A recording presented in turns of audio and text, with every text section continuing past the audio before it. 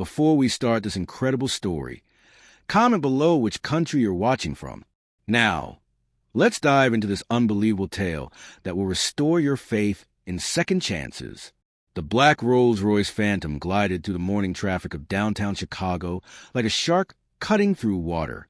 Inside, Marcus Wellington sat in the back seat, his fingers drumming against a leather armrest as he reviewed quarterly reports on his tablet.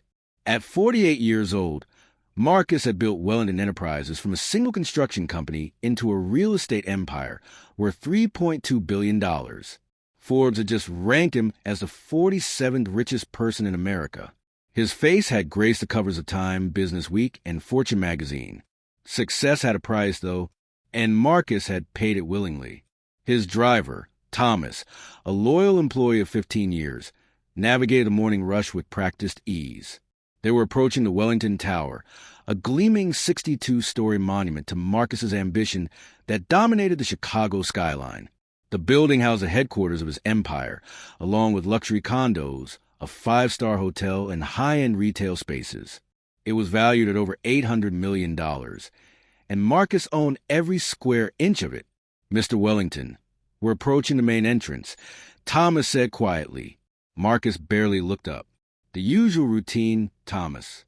"Drop me at the private entrance." "Sir, there's something you should see at the main gate. There's been a situation for the past week, and security has been asking." "I don't have time for situations," Marcus interrupted, his voice sharp. "Whatever it is, security can handle it. That's what I pay them for." Thomas fell silent, but Marcus noticed the way his driver's hands tightened on the steering wheel. Thomas had been with him long enough to know when to push and when to retreat. This was apparently a retreat moment. As they rounded the corner toward the private executive entrance, Marcus glanced out the window at the main gate, where employees and visitors entered the building. The morning sun was just breaking over the skyline, casting long shadows across the plaza. That's when he saw her, a little girl, no more than 7 or 8 years old, sat on the cold concrete just outside the main gate. She was impossibly small, wearing clothes that were too thin for Chicago's harsh November weather. Her hair was dark and tangled, falling past her shoulders. In her tiny hands, she held a cardboard sign, the writing barely visible from this distance.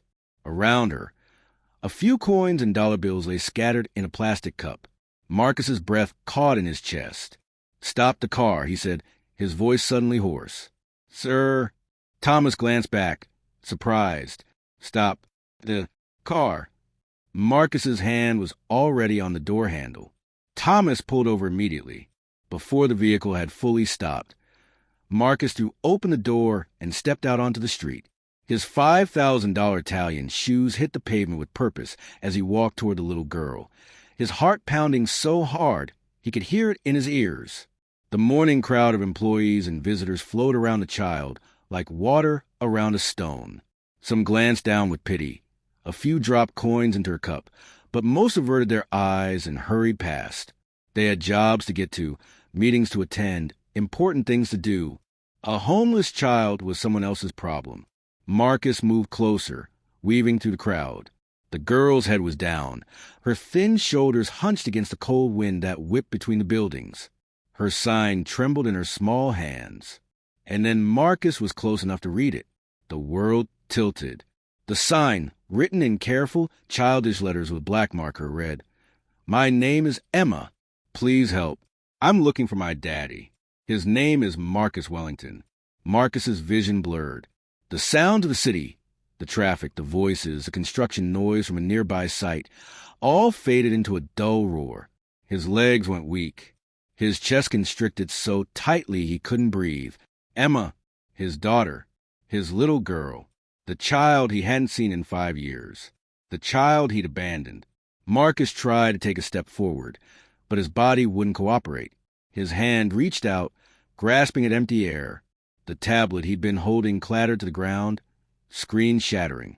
And then his knees buckled. "Mr. Wellington." Thomas's shout seemed to come from very far away. Marcus hit the pavement hard, his vision swimming. The last thing he saw before darkness claimed him was Emma's face turning toward the commotion. Her eyes, those same green eyes he saw in the mirror every morning, widening in recognition, and the argument had been building for months, like storm clouds gathering on a distant horizon. Marcus Wellington, then 43 and driven by an obsession to build his empire, had been spending less and less time at home. His wife, Sarah, a talented artist with a gentle soul and fierce spirit, had reached her breaking point. "You missed her birthday, Marcus," Sarah said, her voice tight with controlled anger. "You promised Emma you'd be there. You swore this time would be different." Marcus stood in the kitchen of their Gold Coast mansion, still wearing his suit from the office, his phone buzzing incessantly in his pocket. "I told you I got held up with the Singapore investors. Do you have any idea how much that deal is worth? $200 million, Sarah. $200 million that will secure our future, Emma's future." "Emma doesn't need millions," Sarah interrupted, her voice breaking. "She needs her father. She's 3 years old, Marcus. She sat by the window for 4 hours waiting for you. She refused to blow out her candles because she wanted to wait for Daddy." Marcus ran his hand through his hair, exhaustion and frustration warring inside him. "I'll make it up to her. I'll take her to Disney World, buy her that." "You can't buy your way out of this." Sarah's voice rose, and tears spilled down her cheeks. "You can't purchase memories with money or credit cards. She doesn't want toys or trips. She wants you, just you, present and engaged, not checking your phone every 5 minutes or taking calls during dinner or missing every milestone because you're too busy building your empire."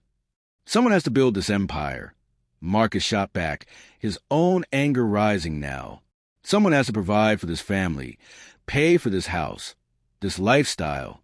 Or would you prefer we go back to living in that cramped 2-bedroom apartment in Pilsen?" "Yes!" Sarah screamed, and the word hung in the air like a thunderclap. "Yes, Marcus. I would go back to that apartment in a heartbeat if it meant having my husband back. If it meant Emma could grow up knowing her father instead of just seeing him in magazine covers and newspaper articles." Marcus stared at her, stunned. "You don't mean that."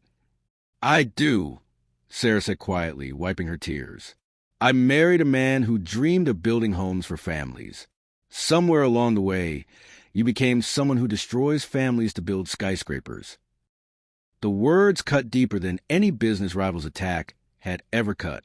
Marcus felt something crack inside his chest. "That's not fair." "Life isn't fair, Marcus," Sarah said, her voice now eerily calm. "But we make choices, and you've made yours very clear. Your company will always come first. Your deals, your empire, your legacy, they'll always be more important than Emma's school plays or bedtime stories or scraped knees that need a daddy's kiss to feel better." "Sarah," Marcus started, but she held up her hand. "I want a divorce." The words hung between them like a guillotine blade waiting to fall. "Don't be ridiculous," Marcus said, but even he could hear the weakness in his voice. "You're upset. We'll talk about this tomorrow when—" "I've been talking about this for 2 years, Marcus. You just haven't been listening." Sarah walked to the counter and picked up a manila folder he hadn't noticed before. "I've already consulted with an attorney.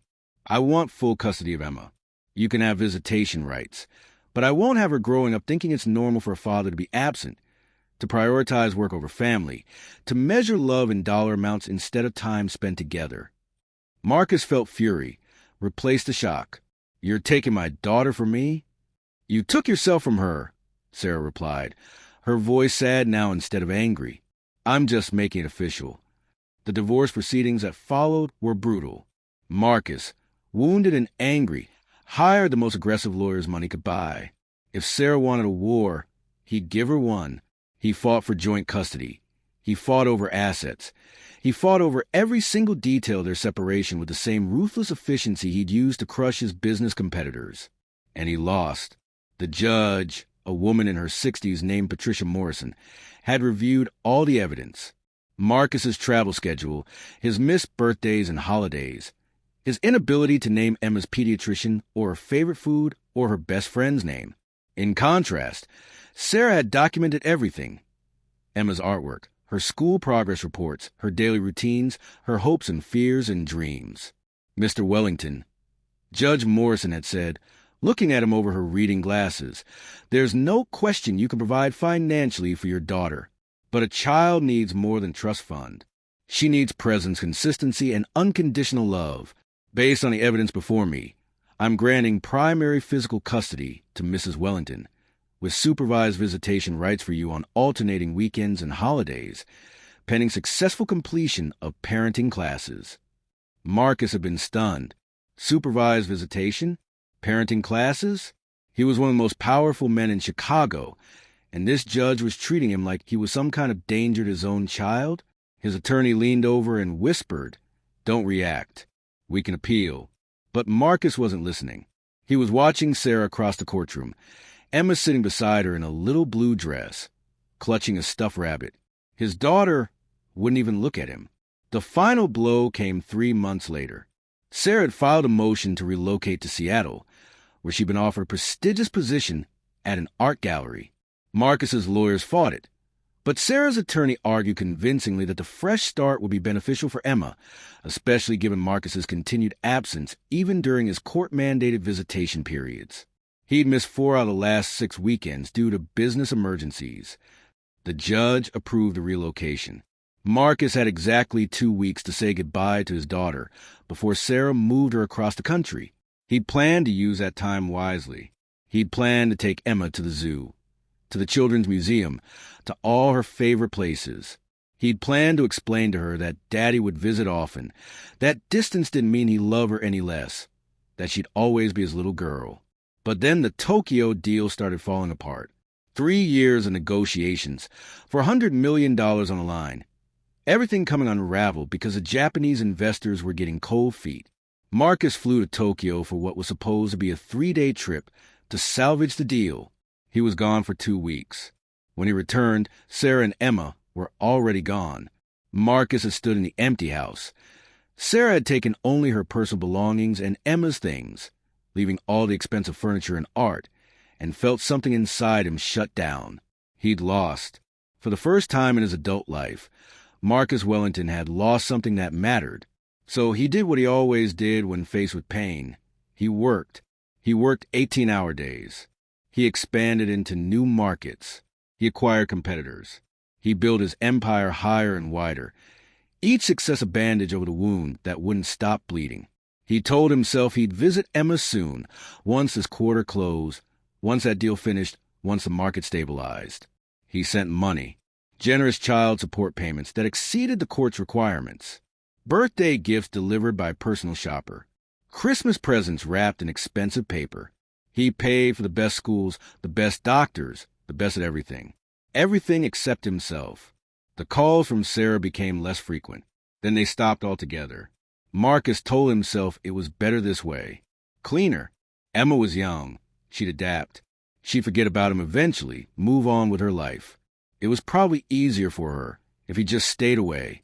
He almost convinced himself he believed it. Years passed. Marcus dated occasionally. Beautiful women who understood that his work came first, who didn't ask for more than expensive dinners and exotic vacations. None of them lasted. None of them touched the frozen place inside him where he'd locked away all thoughts of Emma and Sarah. And then one October evening 3 months ago, his secretary had buzzed his office with an unusual message. "Mr. Wellington, there's a call from Seattle Children's Hospital. They say it's urgent regarding your daughter." Marcus's blood had turned to ice. Put them through. The voice on the other end was professional but sympathetic. A social worker named Linda Chun. "Mr. Wellington, I'm calling about Emma Wellington. I'm sorry to inform you that her mother, Sarah Wellington, was involved in a serious car accident 2 weeks ago. She passed away yesterday morning." The world had stopped spinning. Marcus had flown to Seattle that same night. But when he'd arrived at the hospital, ready to claim his daughter, to finally step up and be the father he should have been all along, he'd been met by Linda Chun in person. "Mr. Wellington, we have a situation," Linda had said, her expression carefully neutral. "Emma ran away from the foster care facility 3 days ago. She was placed there temporarily while we tried to contact you, but she disappeared. We filed a missing persons report, and the Seattle police are looking for her, but so far there's been no sign of her." "What do you mean she ran away?"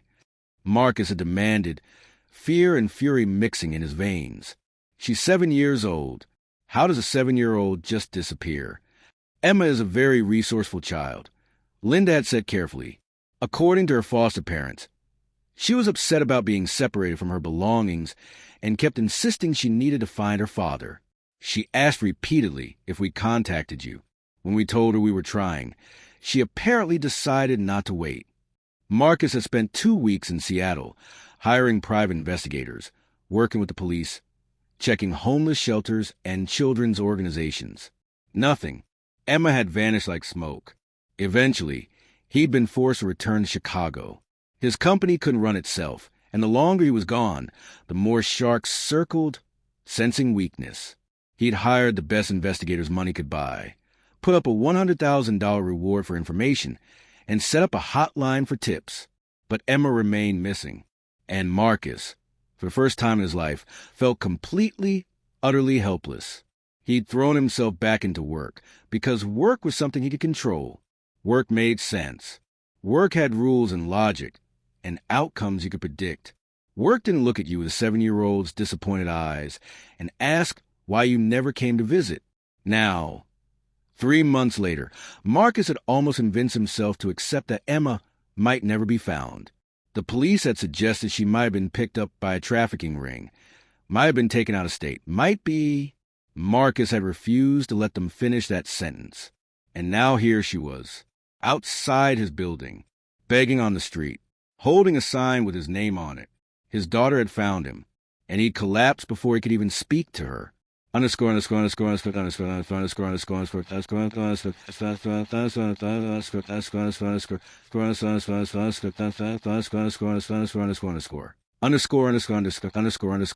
Marcus woke to the harsh fluorescent lights of a hospital room. His head throbbed, and there was an M4 in his arm. A doctor stood beside his bed, checking a monitor, while Thomas hovered anxiously nearby. "Mr. Wellington, you're awake?" the doctor said, relief evident in her voice. "I'm Dr. Patel. You collapsed outside your building. You've been unconscious for about 30 minutes. Emma," Marcus croaked, "try and sit up." "Where's Emma?" "The little girl. She was..." "Easy, Mr. Wellington," Dr. Patel said, gently pressing him back down. "Your security team brought in a child matching that description. She's in the waiting room with one of your staff members." "I need to see her," Marcus said, pulling at the floor. "I need to..." "You need to calm down," Dr. Patel said firmly. "Your blood pressure spiked dangerously high. You're lucky you didn't have a stroke. I want to run some more tests before..." "I don't care about tests." Marcus's voice rose. "That's my daughter out there. I haven't seen her in 5 years. I'm not waiting another goddamn second." Dr. Patel exchanged a glance with Thomas, then sighed. "Fine, but I'm coming with you, and if your blood pressure spikes again, I'm sedating you." "Understood." Marcus nodded, already swinging his legs out of the bed. Thomas rushed forward to help him into a hospital robe, and together they made their way down the hallway to the waiting room. Emma sat in a chair that was too big for her small frame, her dirty bare feet swinging above the floor. Her cardboard sign lay across her lap. A security guard named Peterson stood nearby, looking uncomfortable, while Marcus's assistant Jennifer crouched beside Emma, speaking to her in low, gentle tones. Emma looked up as Marcus entered. Their eyes met, and Marcus felt his heart shatter into 1,000 pieces. She was so thin. Her face, which had been round and cherubic at 3, was now hollow-cheeked and gaunt. Her clothes, a too large T-shirt and torn jeans, hung on a frame like rags on a scarecrow. Her hair, which Sarah had always kept so neat and pretty, was matted and dirty. There were dark circles under her eyes, and a bruise on her left arm that made Marcus's hands clench into fists. But it was her eyes that destroyed him. Those green eyes, so much like his own, looked at him with a mixture of hope and fear and something else. Something that looked like resignation, like she'd already accepted that he'd disappoint her again. "Emma," Marcus whispered, his voice breaking. "Baby girl, it's Daddy." Emma stared at him for a long moment. Then, so quietly he almost didn't hear it, she said, "You came..." It wasn't a statement. It was a question. After 5 years of absence, After months of being lost and alone, after sitting outside his building for a week hoping he'd notice her, she still wasn't sure if he'd actually come for her. Marcus crossed the room in 3 strides and dropped his knees in front of her chair. He wanted to grab her, to hold her, to never let her go, but he forced himself to move slowly. She looked so fragile, like she might break if he touched her wrong. "I'm here, baby," Marcus said, tears streaming down his face. He didn't care who saw him crying. He didn't care that Dr. Patel was probably worried about his blood pressure. He didn't care about anything except the little girl in front of him. "I'm here and I'm so sorry. I'm sorry I wasn't there. I'm sorry I left you. I'm sorry for everything." Emma's lower lip trembled. "I looked for you. After Mama died, I tried to find you, but they put me with strangers, and they said you were too busy to come get me." Each word was a knife to Marcus's chest. "No, baby, no. I tried to find you. When I heard about Mama, I flew to Seattle right away, but you'd already run away. I've been looking for you for 3 months. I hired people to search. I put up rewards. His voice broke. "I should have been there from the beginning. I should have been in your life. This is all my fault." "I sat outside your building for 7 days," Emma said, and now tears were rolling down her dirty cheeks. "I saw you drive past in your fancy car every morning, but you never looked at me. Nobody looked at me. They just walked by like I was invisible." Marcus felt like someone had reached into his chest and squeezed his heart until it stopped beating. 7 days.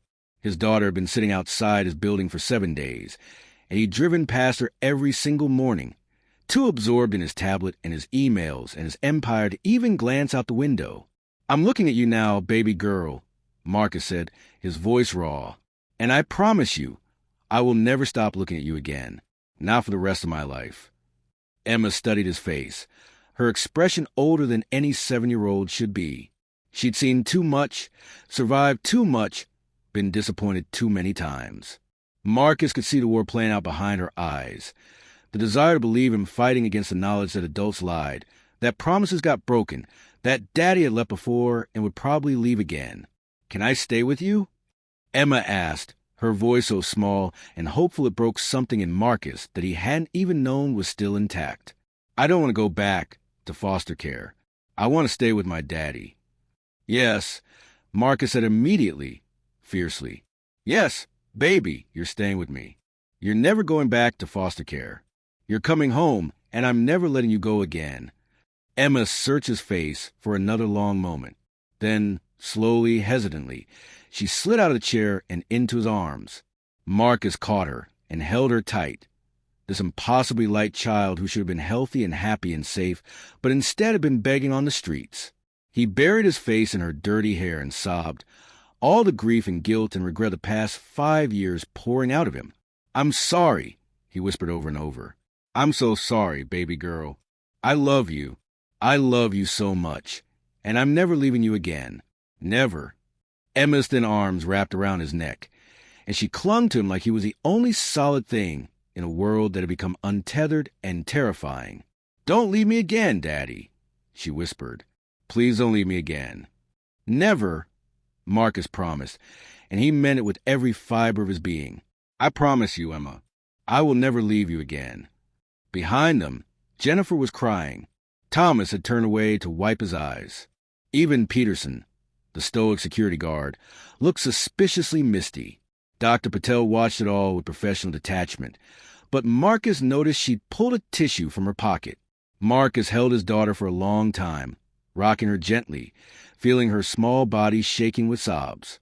He felt her exhaustion, her fear, her desperate need for safety, and he felt his own transformation beginning, like ice melting under sunlight. The frozen place inside him where he'd locked away all thoughts of fatherhood was cracking open, and underneath it was a fierce, protective love that terrified him with its intensity. He'd been a fool, a blind, arrogant fool who thought money could replace presence, who thought success could fill the void left by absent love. He'd almost lost his daughter forever because he'd been too proud and too scared to admit that he'd made the worst mistake of his life. But she'd found him. Against all odds, Emma had survived, had kept fighting, had refused to give up on finding her father. She'd been braver and stronger at 7 years old than he'd been in his entire adult life. Mr. Wellington, Dr. Patel said gently after several minutes, "We should examine Emma. She looks malnourished, and I'd like to check for any serious health issues." Marcus nodded, reluctantly pulling back from Emma. "It's okay, baby girl. The doctor just wants to make sure you're healthy. I'll be right here the whole time. I'm not going anywhere." Emma's grip on his shirt tightened. "Promise?" "I promise," Marcus said, and he kissed her forehead. "On everything I am, I promise." The examination took an hour. Dr. Patel was thorough but gentle, and she kept up a stream of friendly chatter that gradually helped Emma relax. Marcus held his daughter's hand the entire time, keeping his promise to stay close. The results were sobering. Emma was severely malnourished, dehydrated, and underweight for her age. She had an untreated respiratory infection, several bruises and cuts in various stages of healing, and signs of prolonged stress and trauma. Dr. Patel wanted to admit her overnight for 4 fluids and antibiotics. "She'll need to be in the pediatric ward," Dr. Patel explained. "We'll get her stabilized, run a full workup, and make sure there are no underlying conditions that need immediate attention. Child services will also need to be contacted." "No," Marcus said sharply. "No child services. She's my daughter, and she's staying with me." Dr. Patel's expression became carefully neutral. "Mr. Wellington, I understand your feelings, but there are procedures. Emma was reported as a missing child from Seattle. There's an open case. We're required by law to notify." "Then notify whoever you need to notify," Marcus interrupted, "but make it crystal clear that Emma is my biological daughter, that I have full parental rights, and that she will be released in my custody the moment she's medically cleared. I have the best family law attorneys in the country on retainer. If child services want to fight, I'll give them one they'll never forget." "Daddy?" Emma's small voice cut through his anger. She was looking at him with wide, worried eyes. "Are you going to yell?"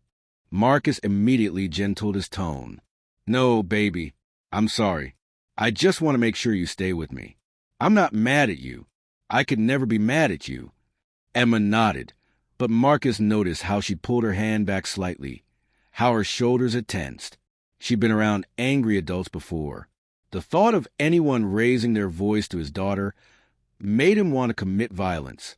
"It's okay, Mr. Wellington," Dr. Patel said, her voice softer now. "I'll make the necessary calls. Given the circumstances and your relationship to Emma, I don't anticipate any issues with you taking custody. But Emma does need to stay overnight for treatment." Marcus looked at his daughter, who was already starting to shake her head. "I don't want to stay here alone," Emma said, her voice rising with panic. "Please don't make me stay alone. Please, Daddy." "You won't be alone," Marcus said immediately. He looked at Dr. Patel. "I'm staying with her." "Mr. Wellington, that's not necessary." "I'm staying with her," Marcus repeated, his voice leaving no room for argument. "Get me a cot, a chair, whatever. But I made a promise to my daughter that I wouldn't leave her, and I'm not breaking that promise. Not now. Not ever."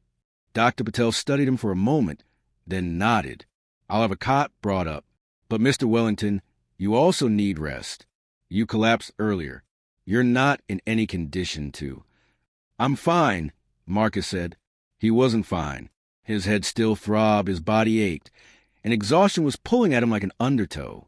But none of that mattered. "Take care of my daughter. I'll take care of myself." They moved Emma to a private room in the pediatric ward. It was bright and cheerful, decorated with cartoon characters and painted in soft colors. Emma stared at everything with wide eyes, like she'd forgotten places like this existed. Marcus realized she probably had. 3 months living on the streets would make even the simplest comfort seem like luxury. A nurse named Maria came in to set up Emma's 4. She was a kind-faced woman in her 50s, and she chatted gently with Emma while she worked. "You're very brave," Maria told Emma. "Most kids cry when I put in the 4, but you didn't even flinch."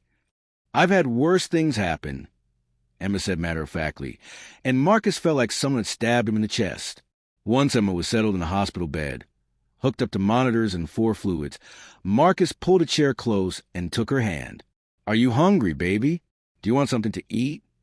Emma nodded eagerly. I'm really hungry. Marcus looked at Nurse Maria. What can she have? Let me check with Dr. Patel about dietary restrictions given her malnutrition, Maria said. I'll be right back. While she was gone, Marcus studied his daughter. Really studied her. The Emma he remembered had been a chubby-cheeked toddler with curly hair and a laugh that could light up a room. This Emma was angular and wary, with hair that was matted despite his best efforts to smooth it down. But she was still his Emma. He could see traces of Sarah in her features, the shape of her nose, the curve of her chin. But she had his eyes, his stubborn jaw, his determined expression. Daddy, Emma said quietly. Yes, baby? Are you really rich? She gestured vaguely around the private room. The other kids on the street said Wellington Tower was the fanciest building in Chicago. They said the man who owned it had more money than anyone. Is that you? Marcus felt a wave of shame. His daughter had been living on the streets while he'd been accumulating wealth.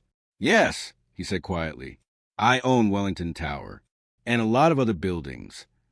Emma processed this information, her brow furrowed. Then why didn't you come find me? If you have so much money, couldn't you look harder? The question was asked without accusation, just simple curiosity. Somehow that made it worse. Marcus took a deep breath. I did look for you, Emma, but I should have looked harder. I should have done more. I should have... He stopped, forcing himself to be honest. I should have been part of your life from the beginning. I was a bad daddy. I let work become more important than you, and that was wrong. It was the biggest mistake of my life. Emma stared at him. Mama said you were busy building important things. Your mama was kinder than I deserved, Marcus said. The truth is, I was scared. Being a daddy is hard, and I didn't think I was good at it. So instead of trying harder, I just worked more. I told myself I was providing for you, giving you a good future. But what you needed was me, and I wasn't there. Are you going to be there now? Emma asked, and the vulnerability in her voice destroyed him. Yes, Marcus said firmly. I know I don't deserve your trust. I know I have to earn it back. But Emma, I promise you, I'm going to spend every single day for the rest of my life making this up to you. I'm going to be the daddy you deserve. I'm going to be there for every moment I can be. I'm going to... Can you just be my daddy? Emma interrupted softly. That's all I want. Just a daddy who stays. Marcus felt tears running down his face again. Yes, baby girl. I can do that. I will do that. Nurse Maria returned with a tray of food, broth, crackers, apple juice, and Jell-O. We need to start slow, she explained. Her system needs to adjust gradually. Tomorrow we can add more solid foods. Emma ate slowly, savoring every bite like it was the finest meal she'd ever tasted. Marcus watched her, his heart breaking with every careful spoonful. When had his daughter learned to be grateful for broth and crackers? What had she been eating before? Emma, Marcus said gently, can you tell me what happened after Mama died? How did you end up in Chicago? Emma set down her spoon, her expression becoming distant. After the accident, a lady came and said Mama was in heaven. She took me to a house with other kids. They were nice, but it wasn't home. I kept asking when my daddy would come get me, and they said you were too busy, that you'd come when you could. Baby, But I knew you'd come if you knew where I was, Emma continued, talking over his interruption. So I took the money Mama had hidden in my backpack. She always kept emergency money there. And I got on a bus. The bus driver didn't want to let me ride alone, but I told her my daddy was meeting me in Chicago. She felt bad for me, I think. Marcus closed his eyes. His 7-year-old daughter had traveled across the country alone on a bus. Anything could have happened to her. When I got to Chicago, I asked people where Wellington Tower was. Most people ignored me, but a nice lady at a gas station drew me a map. It took me 2 days to walk there. Emma said it so matter-of-factly, like a 2-day walk for a small child was perfectly normal. When I got there, I thought you'd see me and come get me, but you didn't. So I sat outside every day.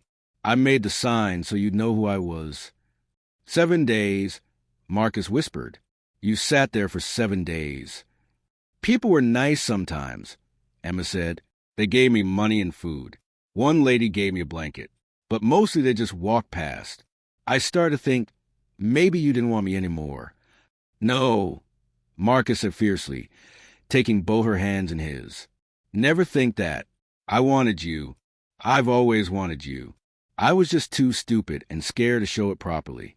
But Emma, I promise you, I will never make you feel unwanted again.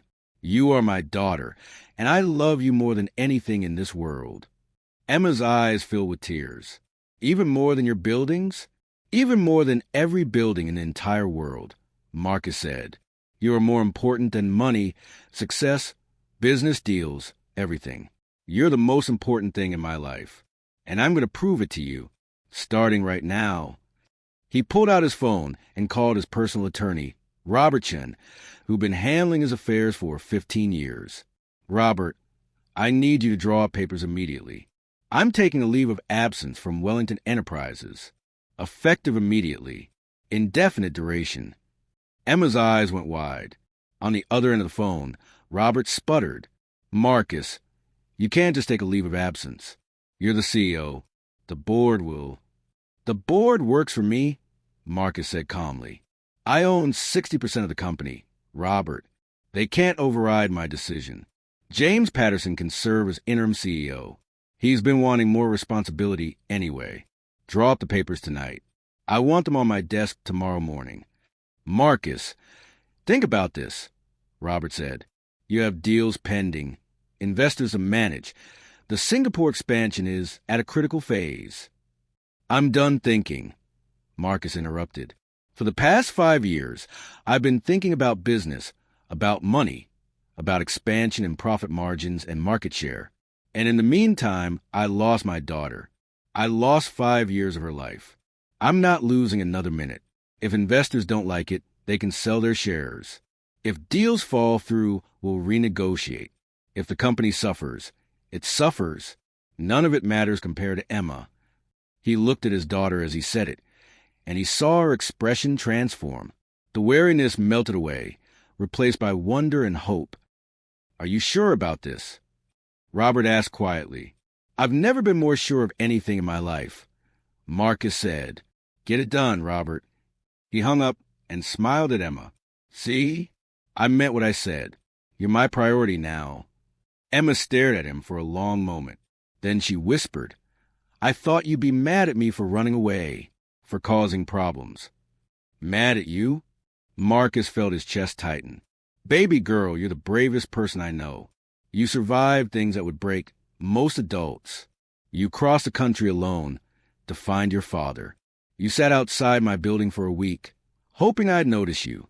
You never gave up, even when you had every reason to. I'm not mad at you. I'm in awe of you.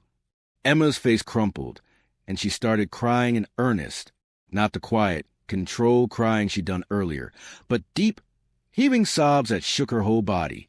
Marcus climbed onto the hospital bed beside her, careful of her and held her while she cried. She cried for her mother, for the months of fear and loneliness, for the terror of being lost and alone in a world that didn't care about one small girl. And Marcus held her through all of it, whispering promises and apologies, feeling each sob like a blade to his heart. He'd done this. His absence, his neglect, his priorities had led to this moment. He couldn't change the past, but he could change the future.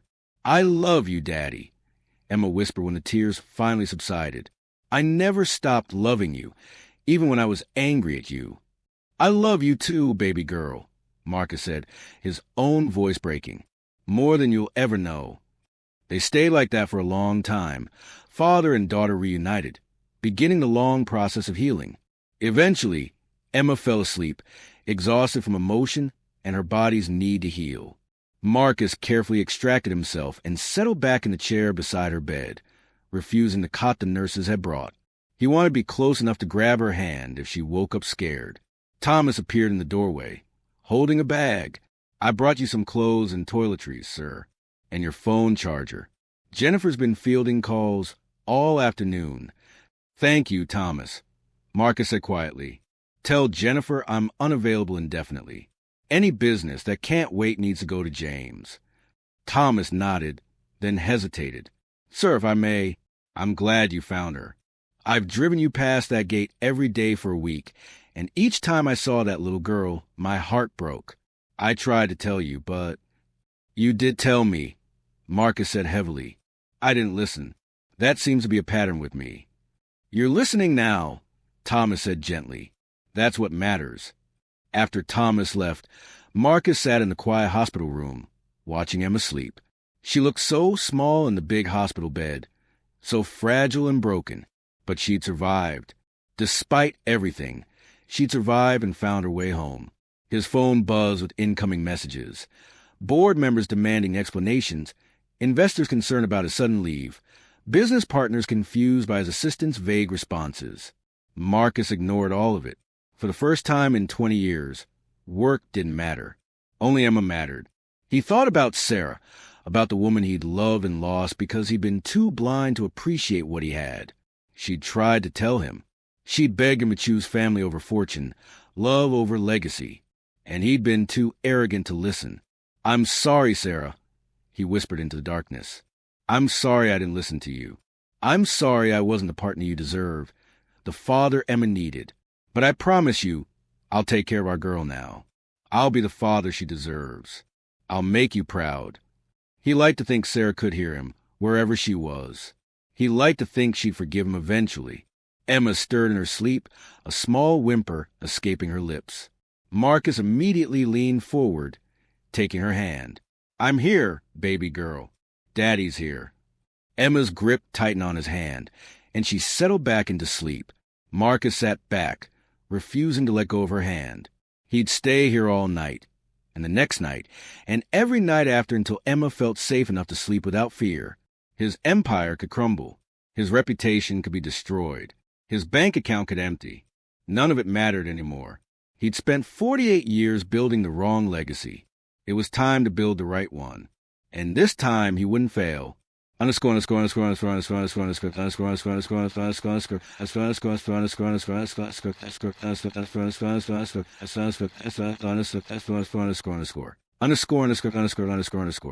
Two weeks later, Emma stood in the doorway of her new bedroom, eyes wide with wonder. The room was bigger than the entire apartment she'd shared with her mother in Seattle. The walls were painted her favorite color, lavender, and filled with shelves for books and toys. A huge canopy bed dominated one corner, covered in soft pillows and a fluffy comforter. There was a window seat overlooking Lake Michigan, a desk for homework, and a closet bigger than some people's bedrooms. Do you like it? Marcus asked nervously. He'd hired a decorator to transform one of his penthouse's guest rooms into a proper little girl's bedroom, but he'd supervised every detail personally. He wanted it to be perfect. Emma turned to him, tears in her eyes. It's too much, Daddy. Marcus's heart sank. We can change it. If you don't like the colors or the furniture, we can... No, Emma interrupted, shaking her head. I mean, I love it, but it's too much. You don't have to buy me all this stuff. I just want you. Marcus knelt down, pulling her into a hug. I know, baby girl, and you have me, but you also deserve a proper room, proper clothes, proper everything. Let me give this to you. Please. Emma hugged him back, her thin arms wrapped around his neck. She'd gained 3 pounds in the past 2 weeks, and her respiratory infection was responding well to antibiotics. But she still looked too small, too fragile. Dr. Patel had said it would take months to fully recover from the malnutrition and stress. Okay, Emma said softly. Thank you, Daddy. They'd settled into a routine over the past 2 weeks. Marcus had officially taken his leave of absence from Wellington Enterprises, turning over the CEO responsibilities to James Patterson while maintaining his position as majority shareholder. The board had protested, but Marcus had been immovable. His daughter came first. Everything else could wait. He'd enrolled Emma in a private school near his penthouse, but they'd agreed she'd start after Christmas, giving her time to adjust to her new life. In the meantime, Marcus had hired a tutor to help her catch up on the schooling she'd missed during her months on the street. They spent their days together. Marcus took Emma to museums and aquariums, to the zoo and the planetarium. They baked cookies in his kitchen, A disaster that left flour everywhere but made Emma laugh until her sides hurt. They read books together. Emma curled up beside him on the couch, her head on his shoulder. They watched movies and played board games and did all the normal things fathers and daughters should do together. Marcus was learning things about Emma he'd never known. She loved strawberries but hated bananas. She was terrified of thunderstorms. She had nightmares almost every night, and Marcus would hold her until she fell back asleep, whispering promises that she was safe, that he'd never let anything hurt her again. He was also learning things about himself. He thought he'd known what love was, the passionate romance he'd share with Sarah, the satisfaction of a successful deal, the pride of building an empire. But none of that compared to the fierce, protective love he felt for Emma. It was a love that made him want to be better, to do better, to give her everything he hadn't given her before. "Daddy," Emma said one evening as they sat together on the couch, reading, "can I ask you something?" "Anything, baby." "Why didn't you and Mama stay together?" Marcus had been dreading this question. He closed the book and pulled Emma into his lap. "Try to find the right words." "Your Mama and I loved each other very much," he said carefully. "But sometimes love is enough. I was working all the time, and I wasn't being a good husband or daddy. Your Mama tried to tell me, but I didn't listen. She needed more from me than I was giving, and she was right to ask for more." "But you're different now," Emma said, looking up at him with those two perceptive green eyes. "You're here all the time. You play with me and read to me and tuck me in. Why couldn't you do that before?" "Because I was scared," Marcus admitted. "Being a daddy is the most important job in the world, and I didn't think I was good enough at it. So instead of trying harder, I ran away. I hid in my work and told myself that providing money was the same as providing love. I was wrong, Emma. I was so wrong, and I'm sorry." Emma was quiet for a moment, processing this. Then she said, "I'm glad you're not scared anymore." "Me too, baby girl. Me too." But the truth was, Marcus was terrified, not of being a father. He was learning that part, getting better at it every day. He was terrified of losing Emma again, terrified that child services would decide he was unfit, that some judge would take her away, that she'd wake up one day and decide she didn't want a father who'd abandoned her for 5 years. His fears weren't entirely unfounded. The custody situation was complicated. Technically, Emma was supposed to be in Seattle's foster system. Marcus's attorneys were working to transfer custody to Illinois and terminate the foster care placement. But the bureaucracy was slow. There were home visits scheduled, evaluations pending, reports being filed. Linda Chun, the social worker from Seattle, had flown to Chicago to assess the situation. Marcus had been prepared to hate her, but she'd turned out to be kind and genuinely concerned about Emma's well-being. She'd interviewed Emma privately, toured the penthouse, and reviewed Marcus's financial and criminal records. "I'll be honest with you, Mr. Wellington," Linda had said after her evaluation. "Under normal circumstances, placing a child with a parent who's been absent for 5 years would be problematic. But these aren't normal circumstances. Emma wasn't in foster care by choice. She was a runaway who was actively searching for you. She clearly wants to be with you. And for what I can see, you're making a genuine effort to be present in her life. So you'll approve the transfer?" Marcus had asked, "Try not to sound too desperate. I'll recommend it."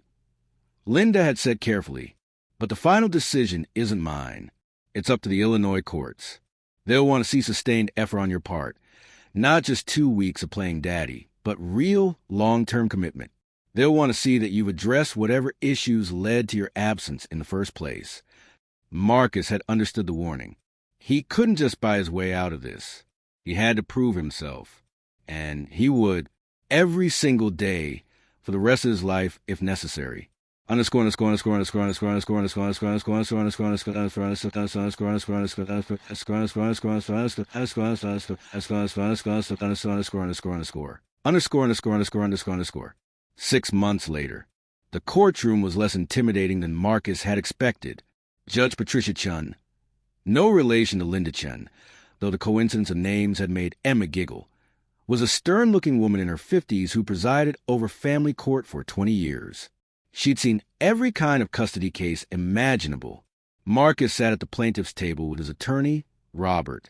Emma sat beside him, wearing a new dress and shoes that actually fit. She gained 15 pounds and grown 2 inches. Her hair, now clean and neatly braided, shone in the fluorescent lights. She looked healthy and happy and nothing like the skeletal child who'd been begging outside his building 6 months ago.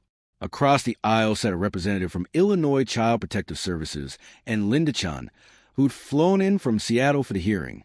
The state wasn't contesting Marcus's petition for custody, but they wanted assurances that Emma would be safe and properly cared for. Mr. Wellington, Judge Shin said, looking over her reading glasses at him, I've reviewed all the material submitted in this case. The reports from the home visits, the psychological evaluations, the letters of recommendation from Emma's teachers and doctors. I've also read the rather extensive file detailing your absence from Emma's life prior to this year. Marcus nodded, his throat tight. Yes, Your Honor. Can you explain to me why the court should grant you custody? Why should I believe that you've changed, that you won't simply return to your old patterns once the novelty of fatherhood wears off? Marcus took a deep breath. He prepared for this question with Robert, but all the rehearsed speeches flew out of his head. Instead, he spoke from the heart. Your Honor, I can't promise I'll never make mistakes. I'm new at this, and I'm learning as I go, but I can promise that Emma will always come first. I've spent the last 6 months proving that, to her, to the state, and to myself. I took a leave of absence from my company. I attend every parent-teacher conference, every doctor's appointment, every school event. I read to her every night, and tuck her in and check under the bed for monsters. He glanced at Emma, who was listening intently. I know I can't get back the 5 years I missed. I can't change the fact that I wasn't there when she needed me. But I'm here now, and I'm not going anywhere. Emma is my daughter, and being her father is the most important job I'll ever have. Not building empires, not making deals, not accumulating wealth. Being Emma's dad, that's my legacy. That's all that matters. Judge Shin studied him for a long moment. Then she looked at Emma. Young lady, would you please approach the bench? Emma looked at Marcus nervously. He nodded encouragement, and she walked up to stand before the judge.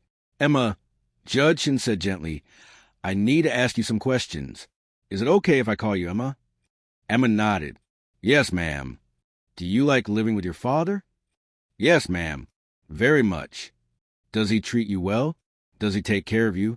He's the best daddy ever, Emma said, and Marcus felt a heart squeeze.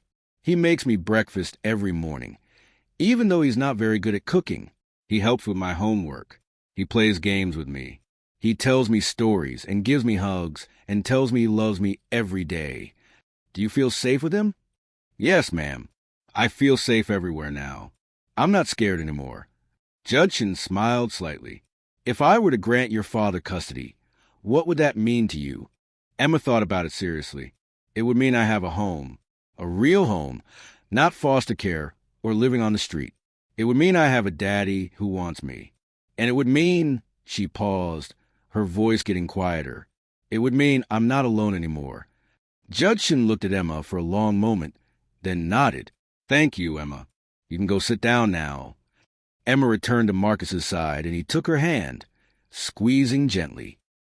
I'm going to be honest, Judge Shin said, addressing the courtroom. This case concerns me. Mr. Wellington's track record as a father prior to 6 months ago was abysmal. He missed birthdays, holidays, and essentially every important moment of his daughter's early childhood. He was absent during the custody proceedings with his ex-wife, and he remained absent even after she moved across the country with Emma. Marcus's stomach dropped. This wasn't going well. However, Judge Shin continued, I've also seen the evidence of the past 6 months. The transformation in Emma's physical and emotional health is remarkable. She's thriving in her father's care. Her teachers report that she's a bright, engaged student who clearly feels loved and supported at home. Her therapist, and I'm glad to see you got her proper therapy, Mr. Wellington, reports significant progress in dealing with her trauma. The judge paused, looking directly at Marcus. Most importantly, Emma herself is clear about what she wants.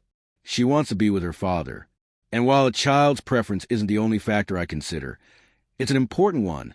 especially in a case like this where the child is old enough to understand the implications of that choice. Marcus held his breath. Therefore, Judson said, I'm granting full legal and physical custody of Emma Grace Wellington to her father, Marcus Wellington. Mr. Wellington, you are now officially Emma's custodial parent. Marcus felt tears streaming down his face. Beside him, Emma let out a squeal of joy and threw her arms around him. We did it, Daddy. We did it. Yes, baby girl, we did, Marcus said, holding her tight. Mr. Wellington, Judson said, her voice becoming stern, I'm also ordering regular follow-up evaluations for the next 2 years. If at any point I see evidence that you're slipping back into your old patterns, that Emma's needs are being neglected, I won't hesitate to revisit this decision. Do you understand? Yes, Your Honor, Marcus said, wiping his eyes. Thank you. Thank you so much. Don't thank me, Judson said. Thank your daughter. She's the one who fought to find you, who believed in you when most people wouldn't have. Make sure you prove her faith in you is justified. I will, Your Honor, every day for the rest of my life. ______________________________________________________________________________________________________________ one year later, the grand opening of the Wellington Family Center was held on a crisp autumn morning. The building, a renovated warehouse in one of Chicago's struggling neighborhoods, now housed a state-of-the-art facility offering free services to homeless families and at-risk children. Marcus stood at the podium, looking out at the crowd of reporters, city officials, and community members. Emma stood beside him, holding his hand. She was 8 now, taller and healthier, with a confidence that came from knowing she was loved and wanted. Ladies and gentlemen, Marcus began, a year ago, I was a different person. I measured success by the height of my buildings and the size of my bank account. I thought money could solve any problem, that wealth was the ultimate goal.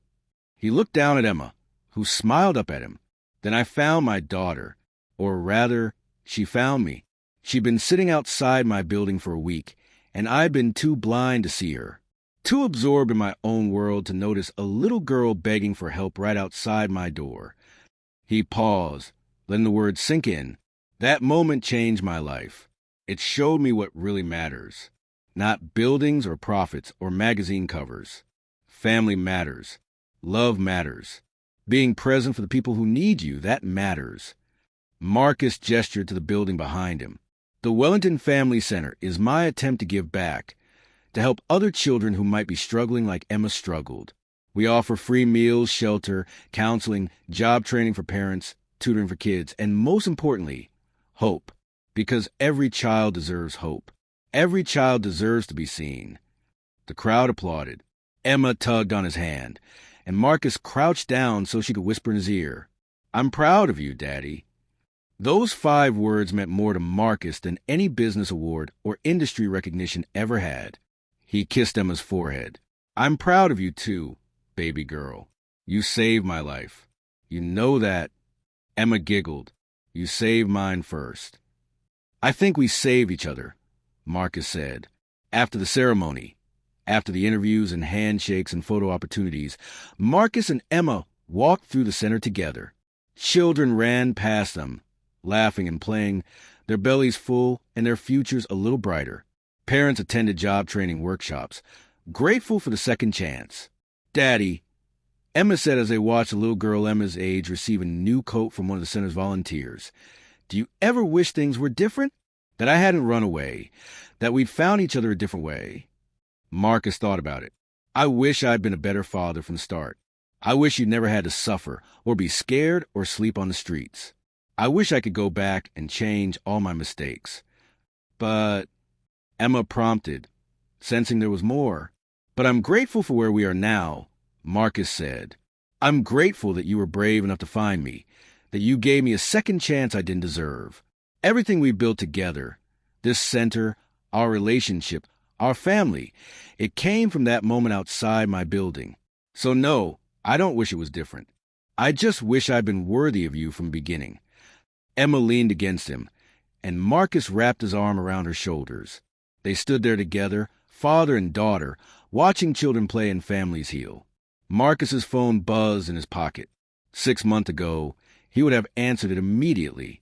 Now, he glanced at the screen, saw it was about a business deal, and silenced it without a second thought. Whatever it was could wait. Emma was more important. Want to get ice cream? Marcus asked. I'm thinking we should celebrate with hot fudge sundaes. With extra cherries? Emma asked hopefully. With as many cherries as you want, baby girl. They left the center hand in hand, a billionaire and his daughter, walking down the street like any other father and daughter in Chicago. People who recognized Marcus pointed and whispered, but he didn't care. Let them talk. Let them think whatever they wanted about Marcus Wellington, the business tycoon who'd abandoned his empire to raise his daughter. He'd finally gotten his priorities straight. As they walked, Emma said, Daddy, I have to tell you something. What's that, baby? I'm really glad I found you. Even though it was scary and hard, I'm glad I didn't give up. Marcus stopped walking and knelt down, taking both of Emma's hands in his. I'm glad too, sweetheart. You finding me was the best thing that ever happened to me. You saved my life, Emma. You saved my soul. I was building an empire, but I'd lost myself. You brought me back. Emma hugged him tight. I love you, Daddy. I love you too, baby girl. More than all the buildings in the world. They walked on, father and daughter reunited, heading toward ice cream and laughter and all the ordinary, precious moments that make up a life. Behind them, the Wellington family center stood as a monument not to wealth or power, but to redemption and second chances. And outside that center, Marcus had placed a bronze statue. It showed a little girl sitting with a cardboard sign and a man kneeling beside her. The plaque read, In memory of all the children who are overlooked, may we always see them. May we always help. Emma had cried when she first saw it. It's beautiful, Daddy. You're beautiful, Marcus had replied. You're the most beautiful thing in my life. Now, walking toward their ice cream date, Marcus thought about the man he used to be, the driven, ambitious, emotionally distant tycoon who thought success meant money and power. That man had been a fool. The real success was holding Emma's hand. The real power was being there when she needed him. The real wealth was her laughter, her trust, her love. Marcus had collapsed when he'd seen his daughter begging outside his building. But in that moment of falling, he'd actually been rising to the challenge of fatherhood, rising to become the man Emma deserved, rising to finally understand what mattered. Daddy, Emma said as they entered the ice cream shop. Yes, baby? Promise you'll never leave me again?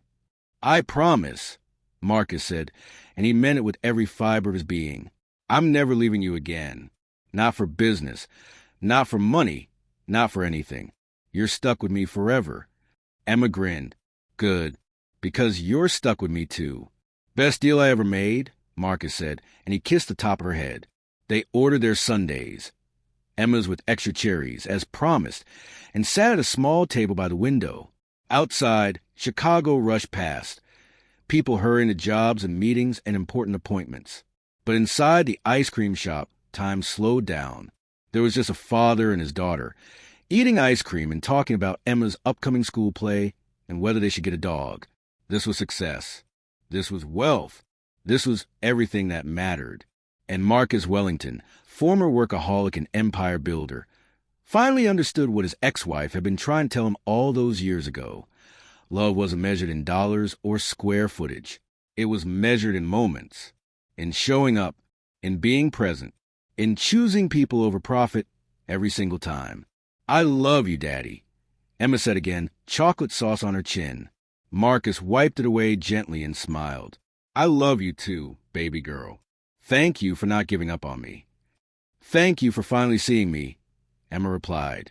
And in that moment, in that small ice cream shop in Chicago, Marcus Wellington realized he was the richest man in the world, not because of his bank account or his buildings or his business empire, but because he had Emma, and Emma had him, and that was enough, more than enough. It was everything. If this story touched your heart, it's because you understand what really matters. Subscribe to our channel and share this with someone who needs to be reminded that it's never too late to change, never too late to choose love over ambition, never too late to finally see what's been in front of you all along. Thank you for watching, and remember, success isn't measured by what you build, but by who you build it for.